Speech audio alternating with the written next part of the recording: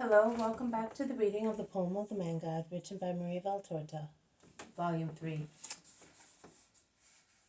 Chapter 284, Part 2. Jesus leaves Bethany for Transjordan. Jesus continues, "But your kind friendship is of great comfort to me, Lazarus. I thank you. I am leaving the day after tomorrow, and I will be taking your sisters away. I need many women disciples to conceal Syntyche amongst them. Joanna of Chuza also is coming. From Miriam she will go to Tiberias, where she will be spending the winter months. Her husband has decided so to have her close to him, because Herod is going back to Tiberias for some time. It will be done as you wish. My sisters are yours, as I am, as my houses, servants, and belongings are. Everything is yours, Master. Make use of it to do good. I will prepare you a letter for Philip. It is better if I give it to you personally. Thank you, Lazarus. That is all I can do. If I were well, cure me, Master, and I will come. No, my dear friend, I need you as you are. Even if I do not do anything? Yes, even so. Oh, my Lazarus." And Jesus embraces and kisses him. They get on the cart and go back. Lazarus is now silent and engrossed in thought, and Jesus asks him why. "I was thinking that I am going to lose Syntyche. I was attracted by her science and goodness. Jesus will gain her." "That is very true. When shall I see you again, Master?" "In spring." "Shall I not see you again until spring? Last year you were here with me for the feast of the dedication. This year I will satisfy the apostles, but next year I will be with you quite a lot. It is a promise." Bethany appears in the October sunshine. They are about to arrive when Lazarus stops the horse to say, "Master, you are right in sending away the man from Kerioth. I am afraid of him. He does not love you. I do not like him. I never liked him. He is sensual and greedy, and thus he may commit any sin. Master, it was he who denounced you." "Have you any proof?" "No, I have not." "Well, in that case, do not judge. You are not very clever at judging. Remember that you considered your Mary as inexorably lost. Do not say that it was my merit. She sought me first." "That is true, too. However, beware of Judas." Shortly afterwards they enter the garden, where the apostles are curiously awaiting them. The absence of 4 apostles, and above all, of Judas, makes the remaining group more intimate and happy. The group which leaves Bethany on a clear October morning on its way to Jericho, to cross to the other side of the Jordan, is just like family, the heads of which are Jesus and Mary. The women are gathered round Mary. Only Anale is absent from the group of the women disciples, which comprises the 3 Marys, Joanna, Susanna, Eliza, Marcella, Sarah, and Syntyche, Peter, Andrew, James, and Judas of Alphaeus, Matthew, John, and James of Zebedee, Simon Zealot, John of Endor, Ermastius, and Timaeus are grouped round Jesus, while Margium, jumping about like a little kid, goes to and fro from one group to the other, which are only a short distance apart. Although laden with heavy bags, they proceed joyfully in the mild sunshine, through the country so solemn in its rest. John of Endor proceeds with some difficulty, under the weight hanging from his shoulders. Peter notices it and says, "Give me your useless load." "To me? Since you have decided to carry it round, were you missing it?" "The Master told me to bring it." "Did he? How lovely! Why?" "I don't know. Yesterday evening he said to me, 'Pack your books again and follow me with them.'" "Lovely indeed, but if he told you, it must be for a good reason. Perhaps it is for that woman. How accomplished she is! Are you as learned?" almost as much as she is. She is very clever. But you are not going to follow us with this load all the time, eh? Oh, I don't think so. I don't know. But I can carry it myself. No, my dear friend. I don't want you to be taken ill. You are looking very poorly, you know. I know. I feel as if I were dying. Don't be silly. At least wait until we arrive in Capernaum. It is so lovely now that we are by ourselves. Without that... Oh, curse my tongue. I have failed once again in my promise to the master. Master! Master? What do you want, Simon? I have spoken ill of Judas, and I had promised you that I would not do it any more. Forgive me. Yes, I do. But try not to do it again. I still have 489 times to be forgiven by you.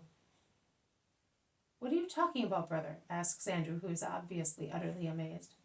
And Peter, whose placid countenance is humorously bright, twisting his neck under the weight of John of Endor's bag, exclaims, don't you remember that he said that we have to forgive 70 times 7? So I am still to be forgiven 489 times, and I must keep an accurate account of them. They all laugh. Jesus cannot help smiling either. But he replies, you had better keep count of all the times you are capable of being good, you big boy. Peter approaches him and embracing with his right arm Jesus' waist, he says, my dear master, how happy I am to be with you. Come on, admit it. You are happy too. And you know what I mean. We are all friendly here. Your mother is here. There is also the boy. We are going towards Capernaum. The season is beautiful. 5 good reasons to be happy. Oh, and it is beautiful to travel with you. Where are we staying tonight? At Jericho. Last year we met the veiled woman there. I wonder what has happened to her. I'm rather curious to know. And we found also the man of the vineyards. Peter's laughter is so loud that it is contagious. They all laugh, remembering the scene of the meeting with Judas of Kerioth. You are really incorrigible, Simon, remarks Jesus reproachingly. I did not say anything, master, but I had to laugh, remembering his countenance when he found us there, in his vineyards. Peter laughs so wholeheartedly that he is compelled to stop, while the others proceed laughing against their will. Peter is joined by the women. Mary asks him kindly, what is the matter with you, Simon? Ah, I cannot tell you, or I will be lacking in charity once more. But mother, tell me, since you are so wise, if I throw out innuendos against someone, or worse still, if I utter slander about someone, I obviously commit a sin. But if I laugh at something, at an event which is known to everybody, something which makes people laugh, for instance, if we remember the surprise, the embarrassment, and excuses of a liar when he was found out, and we laugh again as we did in the past, is that still wrong? It is an imperfection against charity. It is not a sin like backbiting or slander or innuendo, but it is still lack of charity. It is like a thread pulled out of a piece of cloth. It does not tear or wear the cloth out, but it affects the firmness and beauty of the fabric and makes it subject to tears and holes. Do you not think so? Peter rubs his forehead and, feeling rather humiliated, he replies, I do. I had never thought of that. Think about it now and do not do it any more. Laughter may be more offensive to charity than slaps in the face. Has someone made a mistake? We have found someone guilty of lying or of other faults. So, why remember it? Why remind other people? Let us cover with a veil the faults of our brother, saying, if I were the culprit, would I like another person to remember my fault or remind other people of it? There are people who blush in their inmost heart, Simon, and suffer so much because of it. Do not shake your head. I know what you want to say, but believe me, also guilty people may blush thus. You must always think, would I like that done to me? You will then see that you will no longer sin against charity, and you will always have so much peace in your heart. Look how happily Margium is jumping and singing, because his heart is not worried.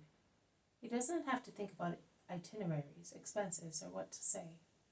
He knows that someone else takes care of all that on his behalf. Do the same yourself. Abandon everything to God. Also judgment on other people. As long as you can be like a child led by God, why take upon yourself the burden of deciding and judging? The day will come when you must be judge and arbitrator, and then you will say, "Oh, how easier and less dangerous it was formerly." And you will say that you were foolish in burdening yourself before the time with so much responsibility. How difficult it is to judge other people. Did you hear what Syntyche said some days ago? A research through senses is never perfect. She is quite right. We very often judge according to the reactions of our senses, that is, with the utmost imperfection. Give up judging. Yes, Mary, I sincerely promise you. But I do not know all the beautiful things which Syntyche knows. And are you worried about that man? Do you not know that I want to get rid of all that, in order to have only what you know? Do you? Why? Because science may support you on the earth, but through wisdom you gain heaven. Mine is science. Yours is wisdom. But by means of your science, you were able to come to Jesus, so it is a good thing. It is mixed with so many errors that I would like to divest myself of it, and clothe myself with wisdom only. I do not want ornate, vain dresses, like the severe, inconspicuous dress of wisdom, and be mine, as it clothes like an everlasting garment, not what is corruptible, but what is immortal. The flame of science flickers and quivers. The flame of wisdom shines unvaryingly and steadily, and is like the divinity from which it originates. Jesus has slackened his pace in order to hear. He turns round and says to the Greek woman, "You must not yearn to divest yourself of everything you know, but you must select from your knowledge what is a particle of eternal intelligence conquered by minds of undeniable value. Have therefore those minds repeated within themselves the myth of the fire stolen from the gods?"